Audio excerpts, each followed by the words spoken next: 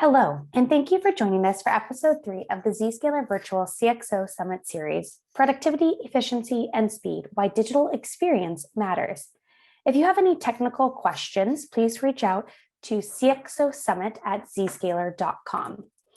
This is a public session, and we will be sharing the recording afterwards. And the opinions expressed in the discussion by third parties are solely those of the guest and not necessarily those of Zscaler. Zscaler does not guarantee the accuracy or reliability of the information disclosed during the discussion. Please continue to share after the event today and follow using the hashtag Zscaler CXO Summit. We are excited to have you be a part of today's conversation. Please participate by submitting your questions using the Q&A function at the bottom of your screen and responding to polling questions throughout the sessions. You will now see your first polling question today. Now, please join me in welcoming EVP of Customer Experience and Transformation, Kavitha Mariappan. Thank you, Julia. Good afternoon, everyone, and thank you for joining us for the third and final episode of Zscaler's virtual CXO Summit Summer Series. The new enterprise CXO priorities: protect valuable data, optimize performance, and preserve the environment. Today, we'll discuss productivity, efficiency, and speed, and why digital experience matters. Improving user experience to ensure productivity is an important C-level mandate, but it is increasingly difficult to monitor and troubleshoot user performance issues as applications and infrastructure move into the cloud and outside of the immediate site of IT. That is where digital experience monitoring, or DEM tools, become a critical and crucial part of IT visibility. In a moment, we'll discuss the importance of visibility into cloud and mobile-based infrastructure, and to optimize user experience with our esteemed panel of CXO leaders: Rohit Adlaka, former Chief Digital and Information Officer and Global Head at Wipro, and Howard Sherrington, the Executive Product Manager and Network and Security at BBC formerly. Following the panel, Dhaval Sharma, Vice President of Product Management at Zscaler, will walk us through how Zscaler Digital Experience, or ZDX, provide insight into the digital experience of employees and helps IT improve performance. But first, let us kick off our CXO Perspectives panel. It is my pleasure this afternoon to introduce my colleague and our moderator today, Sanjit Ganguli, Vice President of Product Management at Zscaler. Sanjit, please take it away. Thank you, Kavitha, and a huge thank you to Rohit and Howard for what will sure to be a wonderful and insightful panel discussion today. So to set the stage on the challenges that we all face when it comes to digital experience, think about how the world has changed over the last several years. We used to live in a world where users were most likely on a trusted network, maybe working from an office. Applications were hosted in a data center that you had some control over. But all that's different now. Users are literally anywhere and everywhere, with COVID more likely from home. And applications are hosted in any number of locations: in the data center, public cloud, private cloud, SaaS, IaaS, PaaS. And that's created a massive visibility gap for enterprise IT. The ability to guarantee digital experience has become very difficult when many of the components that enforce digital experience, like the network, like the servers, like the desktops, are no longer, or potentially no longer, under IT's control. At the same time, digital transformation has accelerated. Billions of dollars are being poured into digital transformation efforts with new applications and services that aim to improve the ways that customers interact with your business. But how do you ensure that the experience of this digital transformation is retained? That applications are fast, employees are productive and resilient while dealing with all this complexity. So that is what we were going to discuss today with our esteemed panel. And so let me pose a question to start, and maybe Rohit, I'll look to you first. Talk to us about your former organization's digital transformation journey. As you digitized or went down this path, first of all, tell us about the journey, and then B, how did digital experience play a part as part of that transformation? So Sanjit, if it's okay, I'll take a minute to talk about the larger picture and then zero down onto the corporate world. So, Sure. The fourth industrial revolution has ushered in what we call the digital age. And the whole idea about speed and instant gratification, what we call for the millennial world, has actually entered the corporate world also. And people are really not differentiating between the corporate and the personal world. So let's look at what, digital first means to people. Different people have different connotations. And I feel that the word digital itself is a misnomer because it's just a combination of zeros and ones. But actually digital is infinite possibilities of transforming an organization, transforming a world, and being able to drive user experience as the center rather than technology as a center, which is the way we've been driving the industry till now. So speeds have gone haywire. People have tested 170 Tbps in terms of speed, which means all of Netflix content can be downloaded in 1 second. And if you come back to your corporate network, which is still giving you 100 Mbps, people have an absolute mismatch in terms of expectation. So the first is that how do you bring in the freedom of choice for employees? And my former organization, is now more than 200,000 people. So 200,000 people to please is not an easy task. So how do you make sure you give them freedom of choice of network, of laptops? Everyone wanted Apple machines, of browsers, of mail clients, with least amount of security agents sitting on the desktop or laptop. Now that's a big challenge to actually go ahead and meet.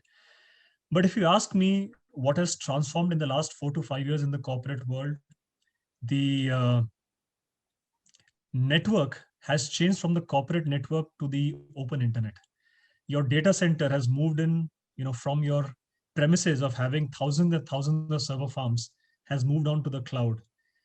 So how do you take care of what we call the app economy, the subscription economy, the freemium economy back in the corporate world itself, where everything is app-based as a widget?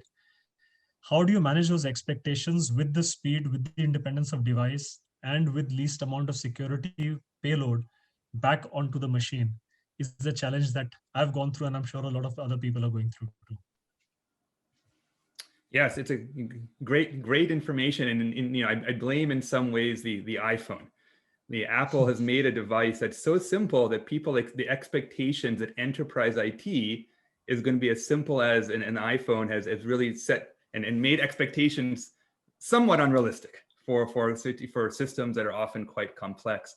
Howard, how about for you, for your former organization? Walk us through kind of what you view as the digital transformation journey and how you viewed digital experience as part of that journey. Sure. I mean, I think it's probably worth pointing out first that most companies, the BBC included, aren't IT companies. They consume IT in the same way that they would other utilities. And change is implemented to empower the business, but I think sometimes it's implemented to meet an immediate business need without either a full strategy behind it or a full understanding of the implications of doing it. So I think something like SaaS services or public cloud, there's an initial use case, and then those services evolve regardless of what the business wants them to do. So you have to keep pace with that. And I think that was a fundamental mindset shift for the business, really. I think transformation is absolutely everywhere, and I think a lot of the user base suffer from transformation fatigue and feel like things are being done to them. As opposed to being part of that journey, and that's a wider cultural challenge. And I definitely think that cultural change needs to go alongside technology change. And it's easy to sit within an IT function, as I did, and say, "Oh, let's do all these exciting, shiny things." But really, are you breaking workflows? Are you ensuring that your business can still do the things that it always needs to do? And I think that because of the way that a lot of businesses are funded, particularly large businesses, I mean, the BBC was 30,000 users, so not quite on the scale of the 200,000 that Rahit mentioned, but still it has silos of people that are very focused on the things that they do. And when you're doing mass company-wide IT change, it's sometimes difficult to get people to realize and look above the parapet and understand why you're doing that change and why they need to transform their service to be in line with the wider change that you're making. I think from my experience, the change will happen regardless, because it has to. You have to stay competitive, and the world is changing all around us, whether it's driven by security or new business requirements. So I think the long-term strategic vision, fully aligned to your business vision, is important. So you don't just bend to pressures when people say, I don't want to do this, I want to resist it. And there's certainly elements of that at the BBC in my experience, but we also managed to achieve a great deal of change by combining that cultural change alongside technology change and always linking it back to the business vision. Otherwise, why are we doing it? Yeah, that's great, Howard. And yeah, I think you're absolutely right. Oftentimes, as technologists, it's difficult to keep the business vision in mind. Like, why are we doing something technically sound, which may actually not advance the business? And it's important to always keep the business value front and center. But let's double click a little bit on what you said around the silos, because I think when you talk about digital experience, the digital experience, the way we define it is, I, as a user of the services that my organization provides me to be a productive employee, need to be reliable, need to be fast, and need to be productive, right? That means response times are super fast. That means if I have downtime or outages, I get quick resolution. Now, when you're going down that path, like you mentioned, silos, there are so many moving parts to ensure digital experience. There's my desktop, there's my network connection, there's my Wi-Fi, there's my local ISP, there's my internet backbone, there's the server farm, there's the cloud, right? There's the security piece of the security stack. So Rohit, maybe to start with you, how do you think about those silos, right? There are, you had head of network, head of desktop, head of server, head of security. All of these are, working together, but they also have, their own agendas in certain cases. What advice, or how do you think about, bridging silos or creating a environment where the digital experience is front and center among a lot of these different types of organizations or groups? From a user perspective, the answer was very simple. Anything went wrong, they said network is an issue, and I'm sure Howard will be able to relate to that. So, organizations are complex. So you have the front office, the middle office, the back office. You have technology silos. Sometimes the CIO and CISO functions don't see eye to eye, and it's extremely hard to please the end user collectively. So the challenge, comes in when 200,000 people means that you have 200,000 expectations. So how do you, first of all, manage the balance between standardization and giving something which is dedicated or very, very personalized? That's the first mismatch. You go to developer A, he or she may want different tools for development, perhaps a Mac machine, like I said, which is premium. You go to developer B, who's happy with a thin client itself. How do you manage the standardization, which is challenge number one. Challenge number two is how to give speed. And corporate networks are, still not designed for 1 Gbps speeds and higher, still toggling between 10 and 100 Mbps. In the branch offices, it could be as low as 1 Mbps. It still gives you total quality video, but that's not experience, what we call. The third challenge is location. And especially in the last 1.5 years of COVID, what had taught me that people expect the same level of user experience, even if they're sitting at home. So how do you manage security? And we had a challenge that do you load the applications plus what we call the security posture in terms of agents on the end user device and make it so watertight that the user can't breathe, but the CISO is happy. So managing user experience on the device with tons and tons of antivirus and proxies and DLPs, you name it, encryption, you have agents, all available. The fourth, I would say, is how do you bring in nimbleness? How do you, what I call, stitch together the front office, middle office, and back office? And for example, if it's an HR PAR, user who's using SAP at the back end, and he or she can't, afford to visit office, but you still need to have security at the end user and also at the network. How do you manage PAR users, like this, which focus on very, very specific applications. And the last is, since everything was on the cloud, workloads keep shifting from one cloud provider to the other. So this inter-cloud movement of data, of security, of network, makes it extremely challenging. And if I have to put an overlay of security on top of that, of all these disparate networks and people and silos, it does become very, very challenging. So I think we have to draw a fine balance between what we call user experience and security.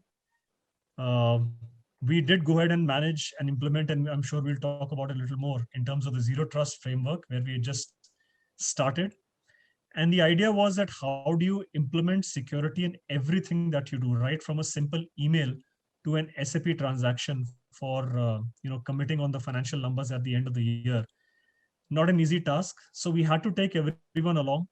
We had to be a little gentle before the push, but sometimes you have to just pull the plug and tell people this is the way it's got to be done, and that's it. It's a great point. And yeah, you bring up a very interesting point about the fine balance that needs to be struck between experience and security, right? I mean, and if you want to be fully secure, it often means sacrificing experience, but then you might reach a point where the experience is so unwieldy that no one wants to use it. And there's a fine balance to be struck there. And we'll definitely dive into that a little bit further. But Howard, how for you in your former organization around dealing with all these moving parts between the network, the security, the desktop, the application? I'm a network guy. I've taken my fair share of blame for problems that had nothing to do with the network. You're a network guy. Talk us through kind of some best practices or the challenges that you had to deal with. Sure. So I'd probably split them into several groups. There was the people that were used to working remotely already. There was the technical users that need to change their workflows. And there was business users who'd never worked from home. So they were kind of quite wedded to being in the office, and everything was built around that. And I think with all of those silos, everyone accepted some level of change, but we had to really, particularly throughout lockdown and similar to Rohit, we were trying to adopt zero trust across the business. And really, it was striking that balance. I agree with everything Rohit said, but striking that balance between what I call top-down delivery as opposed to bottom-up. And the BBC can be very guilty at times of doing bottom-up, where you ask everyone's permission whether it's okay to do something, rather than impose a decision from the top and everyone from the chief exec down backs you to implement that. And I think striking that right balance is transcends IT. It's around communication, it's around updating processes, it's around engaging all the right teams, InfoSec, service assurance, managed service providers if you have them. So I think there was different speeds or lanes of change for different groups of people, really. And I think trying to understand that from a central IT point of view was fairly paramount to actually delivering some change. And I think the days of doing things in a waterfall way, dare I say it, agile, but in the true sense of the word, where you can deliver a minimum viable product, you can do things iteratively, was quite empowering, really, because we could start to enact IT change without having to do absolutely everything in one and then switch it on and fingers crossed at the end of it. So I think that was quite a powerful transition. And I think a lot of SaaS services and public cloud consumption allow you to do that much more. But I think, there was anecdotal evidence about people not being able to work with the new workflows. And I guess a lot of those were unfounded, but they did take time to diagnose. And that's where I think some of the processes lagged behind actually the change that was happening. So things like service desk processes, knowledge base and things like that, it was eating up inordinate amount of times for people to the service desk to troubleshoot things. And as you say, it may have been people's home Wi-Fi. It may have been someone had an incident where someone's son had put in a home VPN and they were popping out in Norway and they just couldn't understand why they were getting Norwegian internet. There's all these sorts of things that took days, if not weeks in some instances, to try and find out. And it was largely down to a lack of visibility, where I think a lot of the tools that we had, either in endpoints, so the multiple agents running on things, or looking at network flows and things like that, they were all predicated on people being on the network, or certainly on the network some of the time.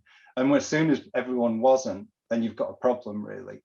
And so I think, you know, it took a lot of adapting, and I think there was a lot of process catch up, a lot of comms that needs to do to take people on that journey. And I think some things were done tactically to meet, you know, immediate business challenges, particularly when everyone, you know, went into lockdown. People accepted a level of change, but then it became the norm, and then people expected better performance. So it was you know, it was a great journey, but you know, it wasn't without challenge. It wasn't quite as smooth as you'd have done it perhaps in normal times. No, yeah, great feedback. And you know, the thing you bring up around process is so interesting, right? I mean, you can always throw technology at a problem, but unless you have the process and truthfully the skills, right? I mean, the skills and process are often just as important as the technology when you're trying to deal with these challenges. So I think, so now that we've, you know, covered a lot of the challenges, right, that we faced, you know, the interesting technological changes that have happened is the emergence of these digital experience monitoring solutions, right? And this is you think about DEM as a market segment, digital experience monitoring, it's a term Gartner introduced a few years ago. And if you look at, you know, the growth in certain areas of monitoring, DEM is probably the hottest area of monitoring right now. And what digital experience monitoring promises is from the perspective of your employee, what experience are they getting accessing applications? And if there is a degradation, where are those degradations coming from, right? So that's essentially what these tool sets do. Now, one of the byproducts of that, given the world we live in, and Rohit, I'll ask you first, a lot of problems are outside the remit of IT.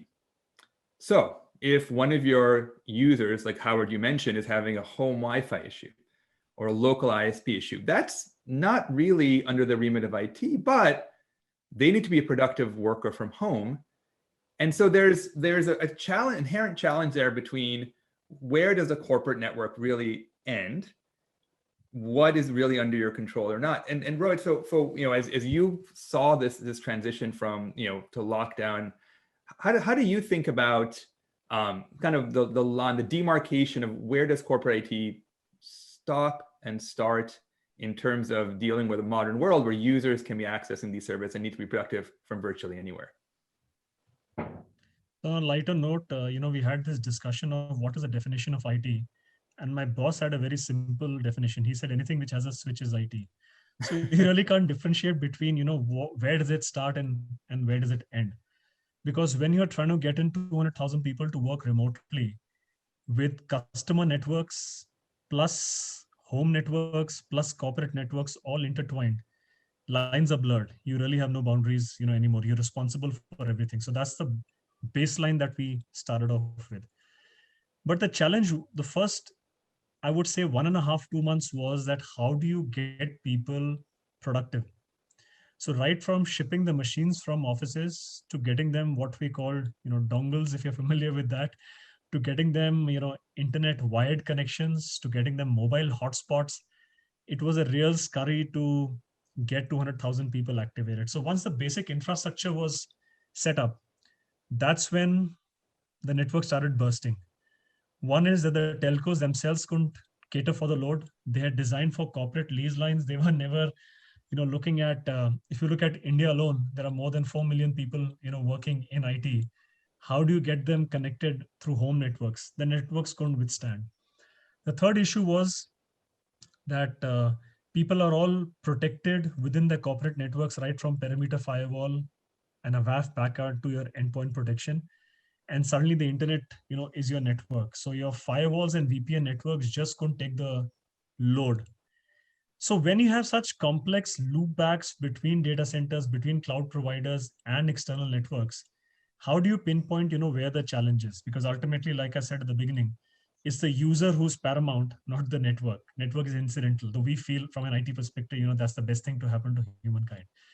So, you know, we looked at deployment of, it started off with end user monitoring tools, which was as simple as looking at latency of request response of a transaction. And then we evolved to what we call a user experience monitoring, UXM, you know, which is what You also have a similar concept, within Zscaler itself. How do you bring in that different disparate parts together, especially when competitive partners don't see eye to eye? So the applications versus the network versus the data center versus partner A versus partner B.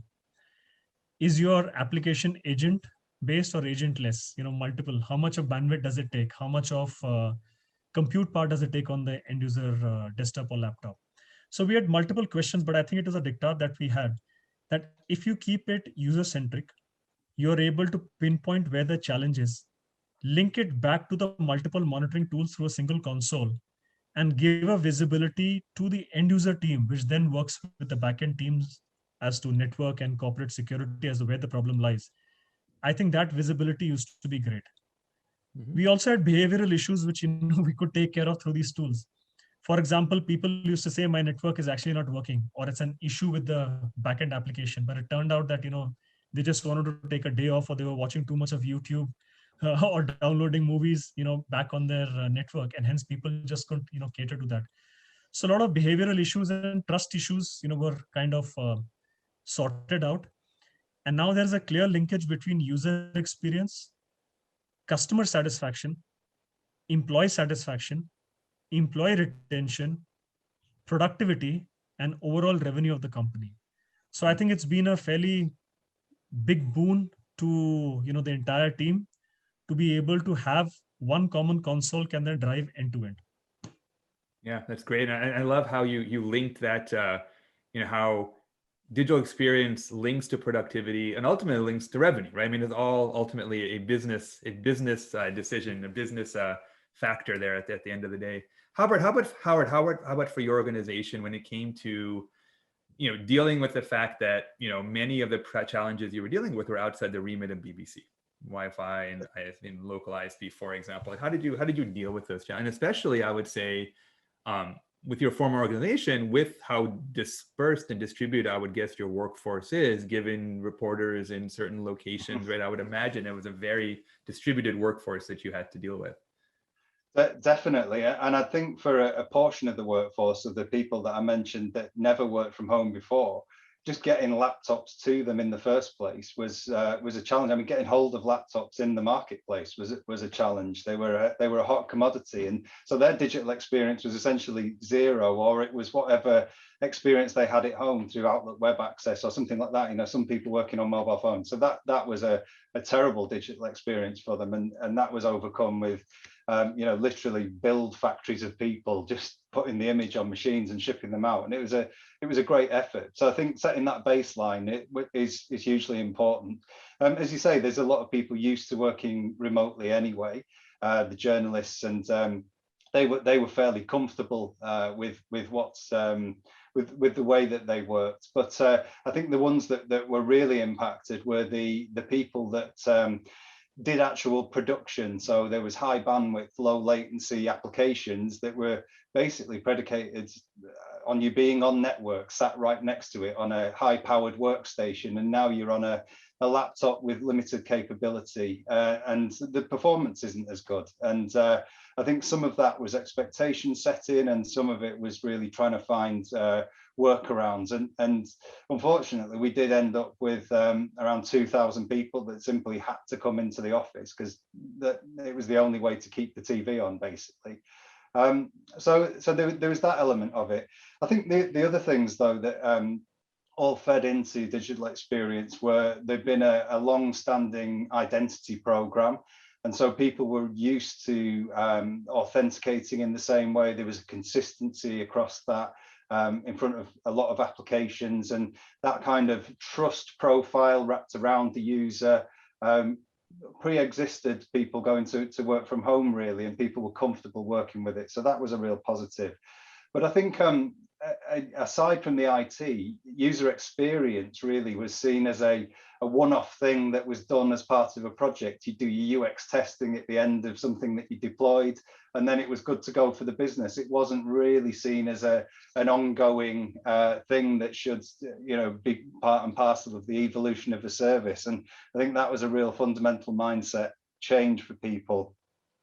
And a question I started to ask people a lot when they bring problems to me, and being a network guy, but also responsible for some of our SaaS tools, they'd often come to me and I'd push back at them and say, could you do this remotely before?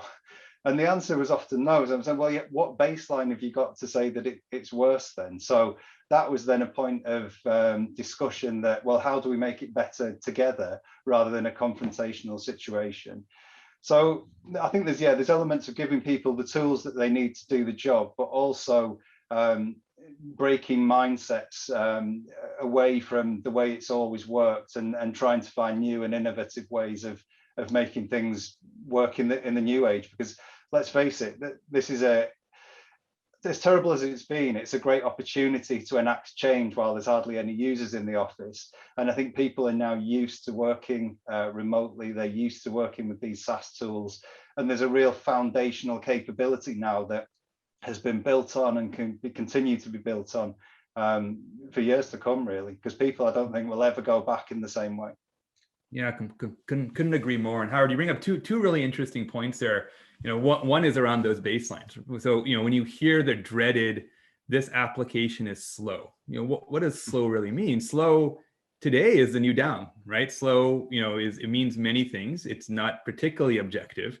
So let me ask, and then the other point is around the high bandwidth requirements, right? There are certain things that will never be possible from home, for example, right? And you have to make the decision whether, there are certain applications requirements that do require someone being in an office.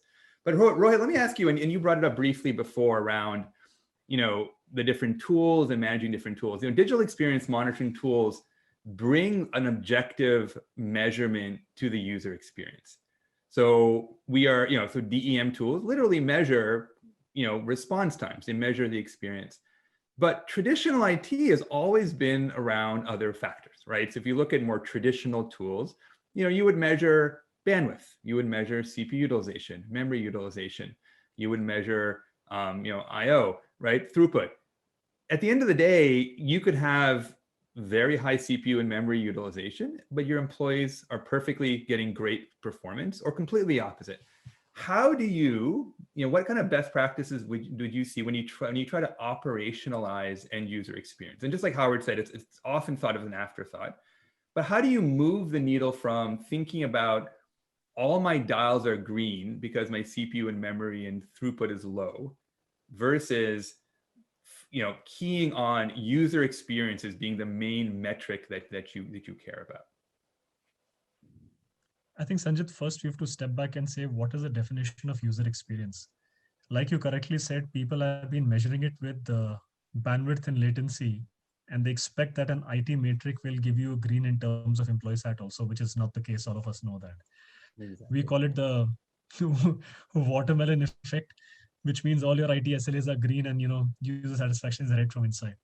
Right. So I think we step back and we first held an open survey, and I think that was very bold of the team, to go and ask end users. Normally people are very shy of asking end users, and they take ESAT from just a sample of people. But I think the team was bold enough to put it to all people in the company, saying, tell us, what do you mean by user experience?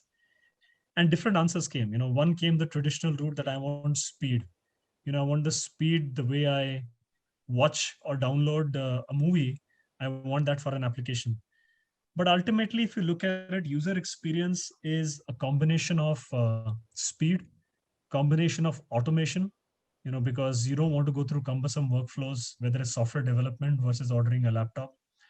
People want do it yourself in terms of user experience, which means just like an Amazon, you have all the menus available. I don't know how many of you have actually called an Amazon person, or, you've got a call back from them, because everything is so menu driven.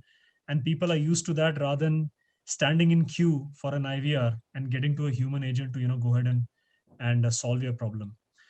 So people are looking at a combination of speed, combination of experience, which is your machine that you end up using, a combination of least security,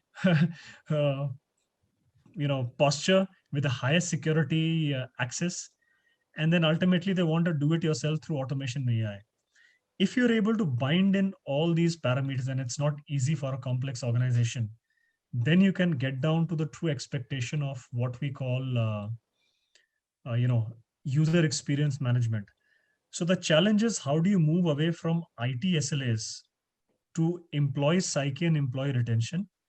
And how do you move in from, pure KPI metrics to the human feeling through automation? So for example, we had launched a bot because people had questions, how do you bring in my laptop? Is it safe to enter office? I'm in a red zone as far as COVID is concerned. So they want to first get past all their fears. So we actually released a bot, conversational engine, to solve all their issues, information plus transaction. And that human element, got in a lot of praise, and then people started embracing, IT more and more. So the idea was that how do you bring in the whole organization to serve the employees rather than just a fledgling, few thousand people trying to service. And I'll just end my answer with a very interesting example. We had people offering help from all walks of life to manage, user experience. For example, HR and recruitment. You wouldn't believe it. They sat in conference rooms, of course, with social distancing, along with the IT team, and they ended up, what Howard said, imaging desktops and laptops. So we gave them a crash course of 24 hours of how to switch on and how to power on the machine and how do you load an image, and got people productive when you have to make 200,000 people, up and running. So everyone helped in, and these small gestures actually added on to what we call the user experience. Yeah, and it goes to show how critical IT is to the success of an organization. Rohit, I'm also never going to look at a watermelon the same way again. I love that analogy, and I'm going to borrow it if you don't mind, because I think it's brilliant. Green on the outside, but red on the inside. It's amazing. Sure. Howard, how about for you? So the mindset shift between typical IT SLAs that often aren't tied to user experience. How did you shift from UX being kind of an afterthought or maybe it's still in progress, making it first and foremost in the process? Yeah, definitely. So I think in some respects we were hamstrung not by any technical challenge, but by the contracts we had with our managed service provider, which were very much SLA KPI driven, based on a certain percentage of users being in the office and people being able to walk up to their desks or them to be able to drop their laptop in at the help desk. So there was certainly a challenge there around what we were measuring and why we were measuring it. I also lost count of the number of people who would send me speed test results from their personal devices and their corporate device, and I was supposed to deep diagnose what was wrong from that. But that fell away a bit, really, and I think what was important through it all was communication. And I think one of the things that I made sure to do was make myself accountable for the decisions that I made around the changes that we made, whether they be tactical or strategic, but accept constructive criticism as a lever for improvement, really. And that's really a key part of being a leader in any walk of life, but particularly in IT, when things are changing so fast, make yourself accountable.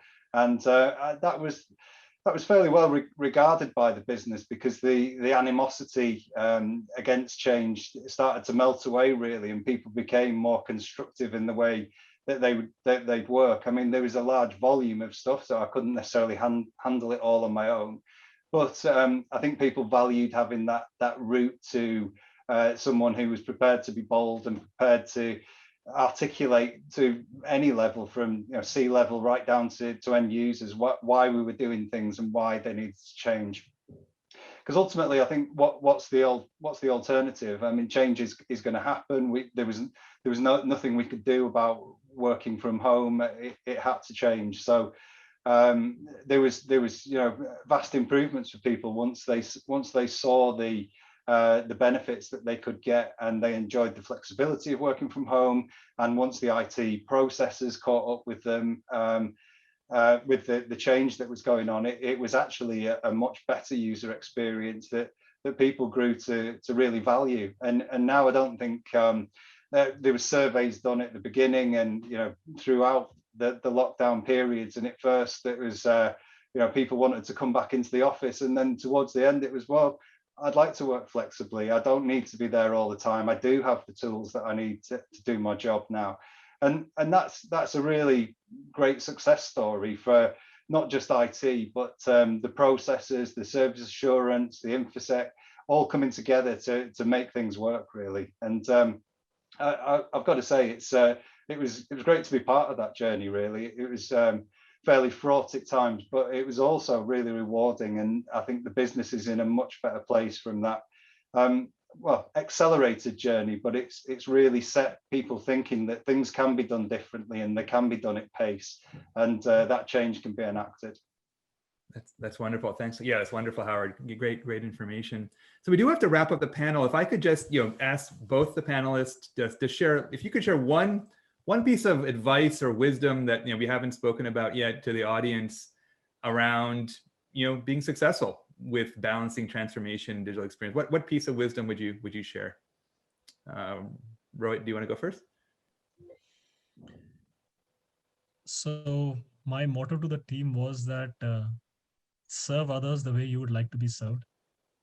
So the bottom line would be that keep your human touch, whatever we may do in terms of technology or experience or tools or transformation, keep the human touch alive. People still love what I call TLC, tender love and care. So give it to them in whatever form and they'll be your best friends. So finally, end users and IT teams were actually seeing eye to eye and they could share a drink together. Wonderful. Howard, how about you? I think that's a great message. I think I'd add to it that, as I say, the lockdowns and what's happened over the last few years is an amazing catalyst for change. And I think it's a great opportunity for IT to make some of those fundamental mindset shifts and technology shifts and start on that journey, which, as I've said a few times, can be iterative and move towards your end goal rather than it being put in the too hard to do pile. Wonderful.